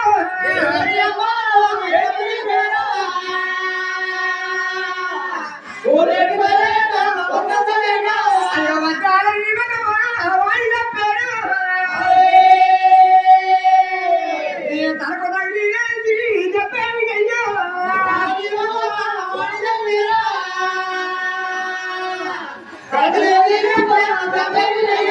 అలాగని కూడా మహారాజా మహేశ్వరుడు అడుగుతా ఉంటే ఓ మహారాజా దెబ్బ తర్వాత చెప్తాను కానీ ఈ ధర్మీల పడ్డవాడు ఎవరన్నాడంట ఈ ధర్మీల పడ్డవాడు గొర్రెలబ్బాయి పేరు గొప్ప అవునుగా గోపనట మహారాజా ఆ గోపన మీరు ఏదో బాధపడి ఉంటారు ఆ బాధ యానికించలేకపోయి ఆవును పట్టబోయాడు ఆవు నా ఆకలి బాధ్యతకు వచ్చింది ఆవు కాబట్టి ఆ గొల్ల కురవాడి కిరేతులు కొట్టలు కూడా నా చెప్పనాటింది చేసిన మీరు చేసిన వాడు గొర్రెల గొప్పన చేసిన వారి కంటే చేయించిన వారికి శిక్ష ఎక్కువ కాబట్టి మీకు సాప్రకారం పెట్టన్నాడు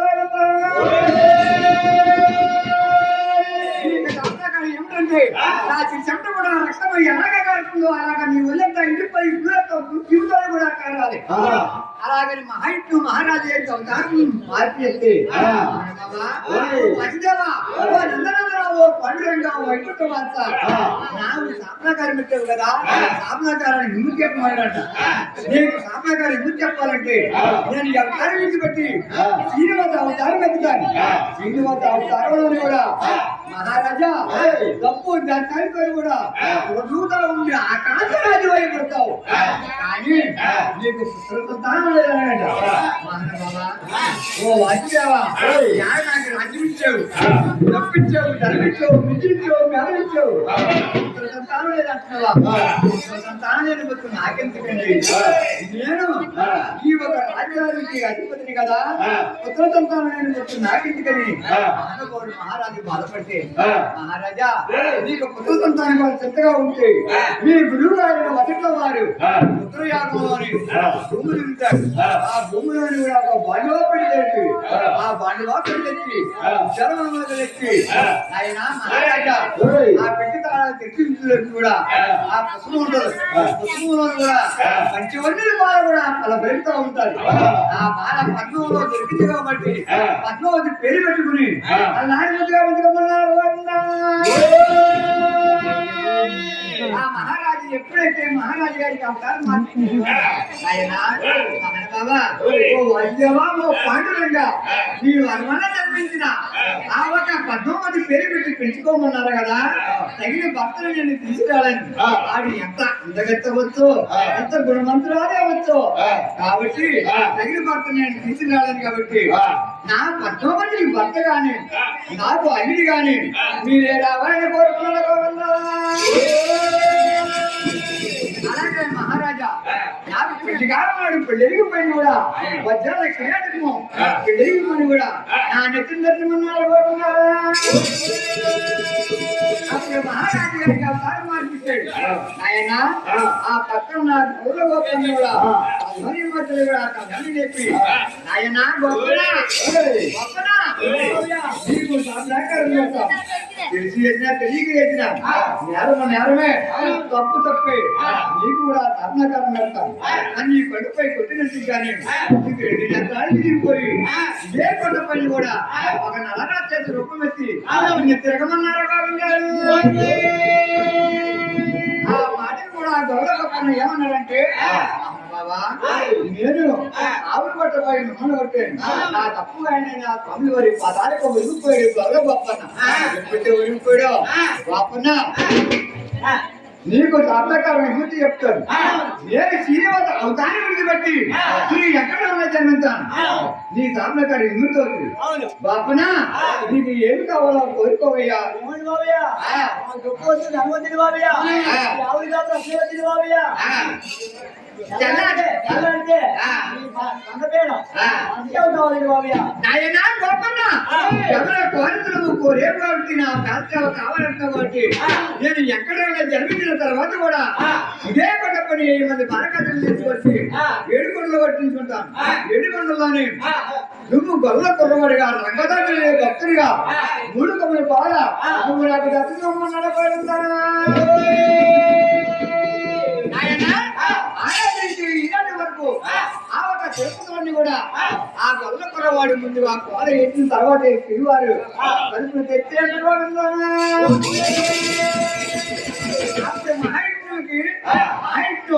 గొల్ల కుర్రవాడికి రాజుగారికి కాలు మార్పించి ఆయన చంప చేతోడు పట్టుకుని అక్కడ ఇల్లు ఎవరు లేక వద్దరు ఎవరు లేక ఆయన ఆ కొండలు తిరిగి వచ్చి ఆ కొండ ఈ కొండ దిగు వస్తా ఉన్నాడు ఏమన్నాడంటే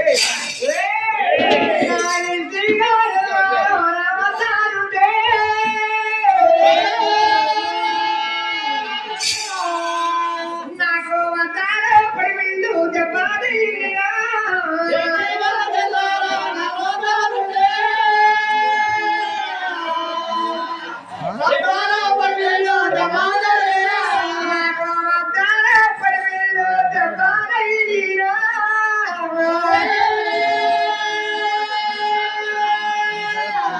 నాకు కన్నా తల్లి లేదు భార్య లేదు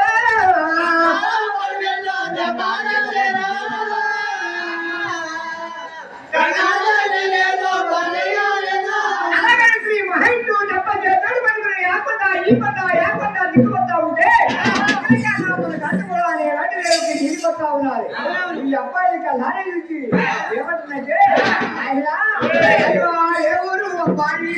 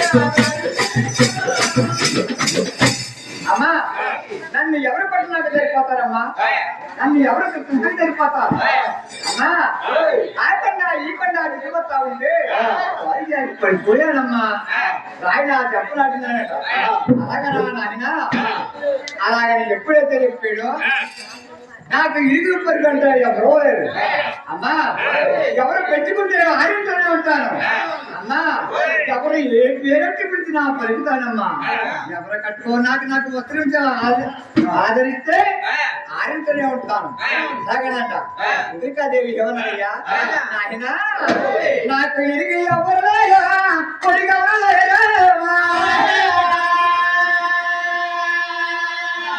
నాకు వద్దనవరే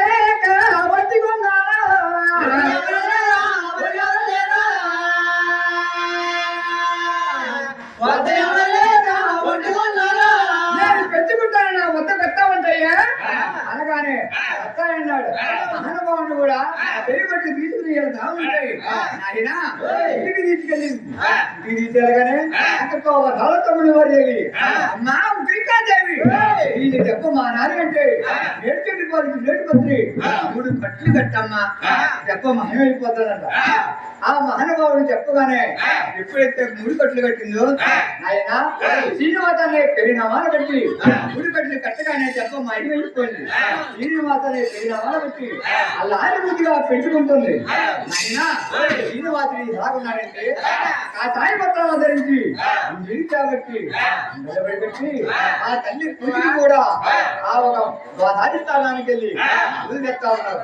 అలా కొద్ది రోజులు గడిచిన తర్వాత కూడా ఆయన ఆ కాశీరాజు కూతురు పద్మావతి కూడా 10 మంది రాజుల్ని ఎంత పెట్టుకుని ఆయన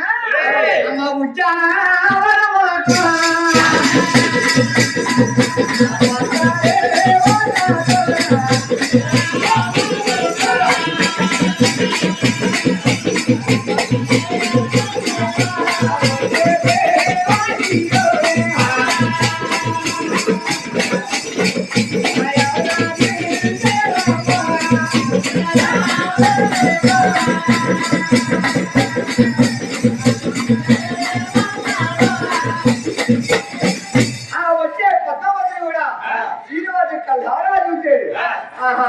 సూర్య చంద్రుడి కన్నా చంద్రంగా ఉన్నాడు.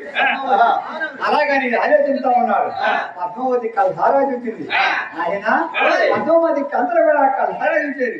ఆ జలవనంలో కూడా కళ్ళారా చూసి ఆయన శ్రీనివాసుడు కూడా ఎలా వరము తీసుకుని జలవనములకి ఆటకొస్తా ఉన్నాడు. ఆటకొచ్చేవారిని కళ్ళారా చూసింది. ఆయన జలవనంలో కూడా ఆ గజేంద్రుడు ఆ ఏనుగు ఆ ఏనుగు పద్మావతి శ్రీనివాస కూడా బాణాలు ఎక్కిరెక్కారు. ఆ బాణాలు ఎక్కిరెక్కగానే ముందు రామేశ్వరం జ్ఞాపకం తెచ్చుకుంది. ఈ రామేశ్వరం జ్ఞాపకం తెచ్చుకొని ఈ ఒక గజేంద్రుడు ఆ ఏనుగు కూడా ఆ మహానుభావుడు విష్ణువతారులను కూడా నన్ను రక్షించాడు కదా. అలాగని జలమరణం ఒక తలం కొట్టి గజేంద్రుడు ఆ ఏనుగు మహిమైపోయింది.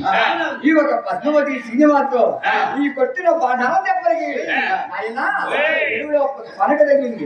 అదే పుష్పం ఎనిగొట్టానని శ్రీనివాస అదే పుష్పం ఎనిగొట్టానని ఆ పద్మావతి సరికత్తులు అంటా ఉన్నారు.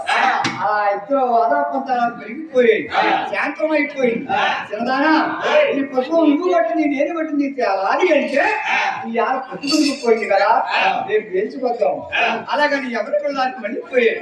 మన నాడు యథాప్రకారంగా మహానుభావుడు కూడా మనకి పద్మావతి కంటే 7 అడుగులు ముందు వచ్చి ఆ ఒక రాజపండ పైన నిద్రపోతా ఉన్నాడు. చల్లగాలికి మహానుభావుడు నాయన ఎప్పుడైతే నిద్రపోతా ఉన్నాడో అంత నిద్రపోయే సమయంలోని కూడా ఆ కాంత మార్గాన్ని వెళ్తా ఉన్నది నీ రాజికంత ఈ మహానుభావుని కళ్ళారా చూసింది. ఎవరో చాలా అందముగా ఉన్నాడు. పొడిచిన సూర్య చంద్రుడి కంట అందముగా ఉన్నాడు. దీనికి దెబ్బ కూడా తలుపుమని మెరిసిపోతుంది. అలాగని ఆ ఆకాశవాణి దిగి ఆయన ఆ ఆకాశవాణి దిగి తన ఎంట్రీకులు దిగి శ్రీనివాస ఆ మత్స్యక మారిపోయింది. మత్స్య మాయమైపోయింది. ఆయన హరికాంతి కూడా రక్తము తాగుతా ఉన్నది. అల్లిపడి మహాయుడు శ్రీనివాసుడు తుల్లిపడేసి అమ్మా మహాతల్లి నా మచ్చ పోగొట్టడానికి నువ్వు ఇంత పని చేసేవా నీకు అవతారం మార్పిస్తాను. ఏమిటంటే కదల కలియుగంలో నల్లి కూడా ఆ రోజులో నాకు అమర్పించారు. ఆ తాను నీ నాన్న కూడా నీకే అని ఆ మహాతల్లికి ఆకాశవాణికి అలా వర్తించడం అక్కడ అలాగ మహానుభావుడు నిద్రపోకుండా కానీ అంతట్లో పద్మావతి తిరుపతి వస్తా ఉన్నారు. శ్రీనివాసులు లేచాడు. అమ్మా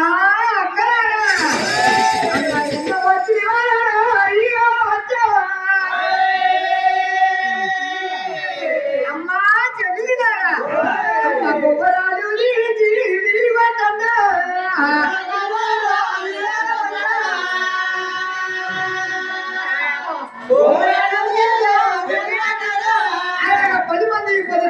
కొట్టమంటా ఉంటే ఆ పద్మావతి మాటలు కూడా అని తప్పకుండా ఆ 10 మంది రాజులు కూడా కొడతా ఉన్నాడు. కొట్టే దెబ్బలు కూడా రక్తాలుగా ఆరిపోతా ఉన్నాయి. మహానుభావుడు శ్రీనివాసుడికి రామయ్యవతారం ఏదో జీవించాడు. ఆయన కృష్ణవతారం ప్రేమ జీవించే కళతాడు అక్కడ అయిపోయాడు. ఈ పద్మావతి శ్రీనివాసు దగ్గరికి వచ్చి ఏమంటుందయ్యా ఆయన అమ్మా ఎవరు అబ్బాయి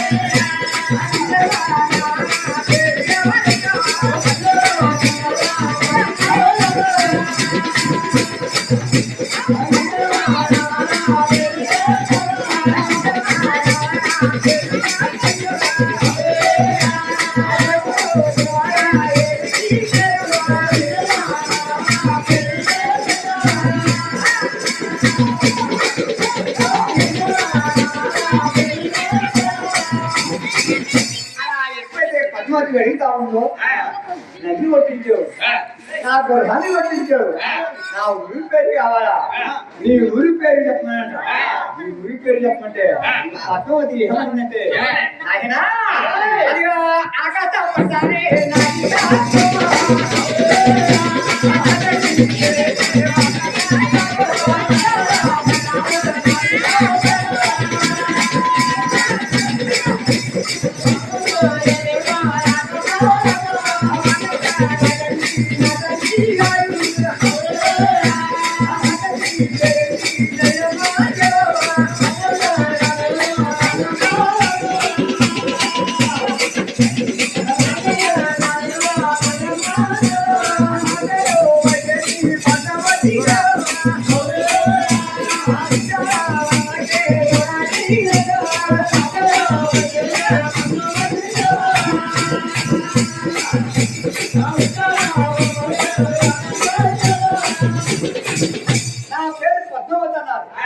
నీ పేరు చెప్పబోయన్నారు.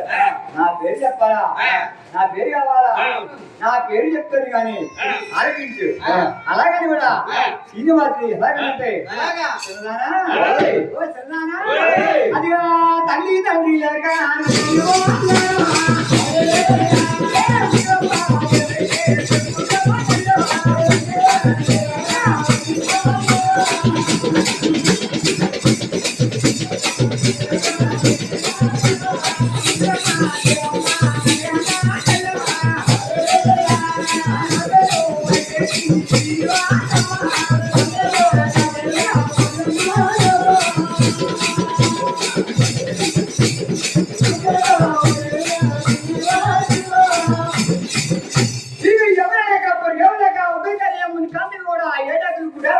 పెట్టుకుంటుంది. నా పేరు శ్రీనివాస అలాగేనంట. అప్పుడు కూడా శ్రీనివాస దగ్గర పద్మవతి చిన్నవాడా నీకు కళ్యాణం అయిందా అన్నారు. నాకు పెళ్లి అవ్వలేదన్నాడు మహానుభావుడు ఈ శివనారాయణ. ఈ పద్మావతిని అడిగాడు. పద్మావతి నాకు కళ్యాణం అవ్వలేదు, నీకు పెళ్లి అవ్వలేదు, నాకు పెళ్లి అవ్వలేదు కాబట్టి ఈ ఉద్యోగం మనం పెళ్లి చేసుకుందాం. అలాగని చేతిలో చేసుకుని బాధ చేసుకున్నాం. నాయన ఈవిడ చూస్తే రాజులమ్మాయి, మనం చూస్తే ఏమీ లేనోడము కదా, నన్ను ఇంటికెళ్తే మరిపోతాడు. అలాగని కంటి చూపే కానీ నోటి మాట్లాడకుండా మహానుభావుడు శ్రీనివాసుడు కూడా అలా పద్మావతి మాట గాయించాడు. శ్రీనివాసుడు ఇంటికి వచ్చి మనోయాదిగా ఉన్నాడు. నాయన శ్రీనివాస బాబు వచ్చేంటరా కడిగా యాతకెళ్ళేవా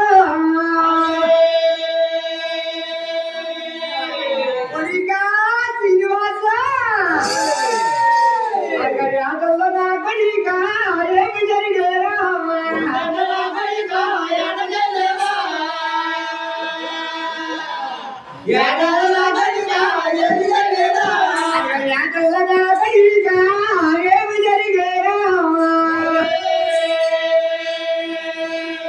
అది ఎవరు కొట్టని కడిగా ఎవరు తీయలేదా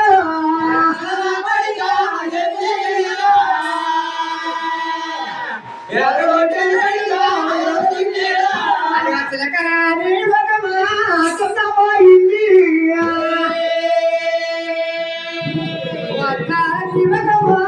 వాయిదా పేరా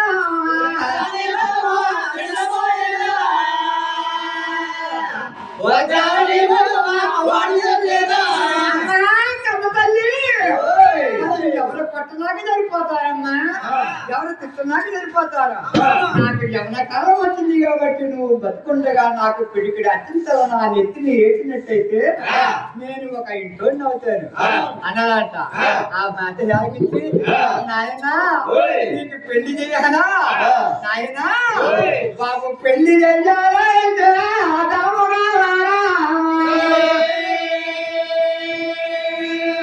అదిగా పెళ్లి చెయ్యాలంటే పిల్ల కావాలో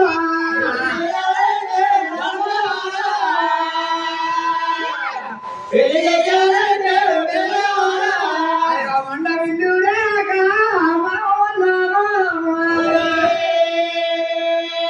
అదిగా పంట మాంసం లేక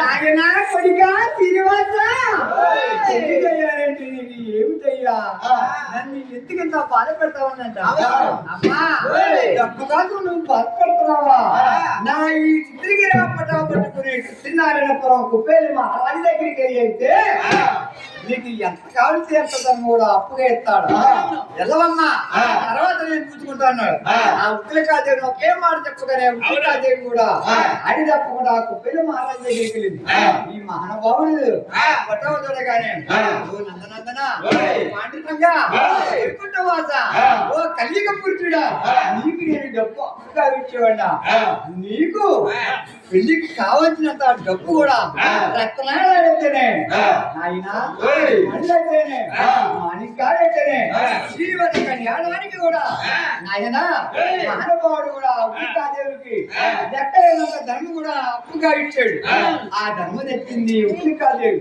ఈ శ్రీనివాస కూడా అప్పగించింది నాయనా ఎదుగు పోయినట్టుగానే డబ్బు తెచ్చాడు పిల్లలను ఎక్కడికి వెళ్ళాలంట పిల్లల్ని ఎక్కడికి వెళ్తారంట రామవ్వ పిల్లలు ఎక్కడికి వెళ్ళాలంట అమ్మా ఈ ఊరు ఎలా ఉన్నాడు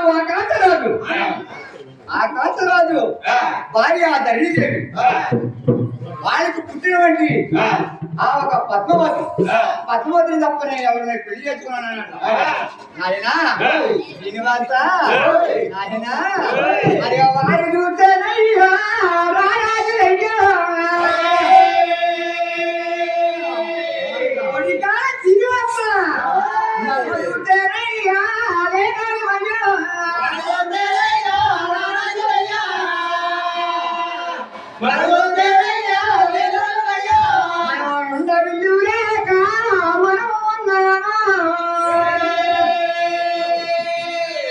రాజులకి మాకయ్యా పత్తులు ఉన్నాము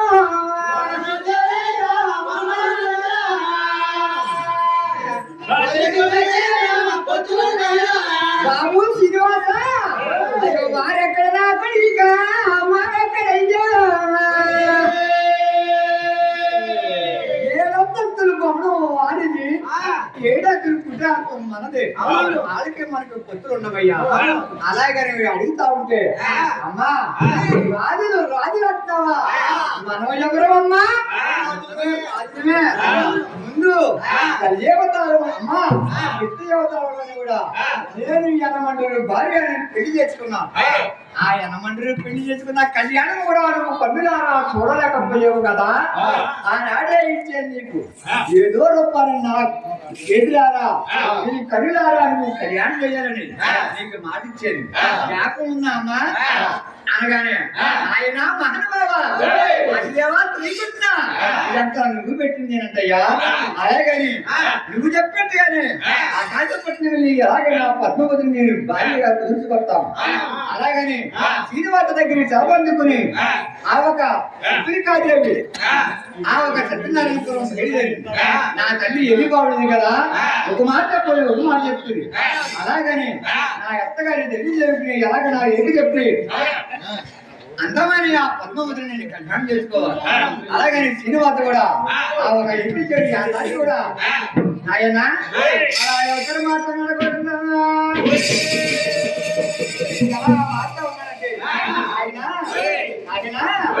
ఆ శ్రీనివాసుని ఎలాగంటే ఒక్కతో కలిసేరా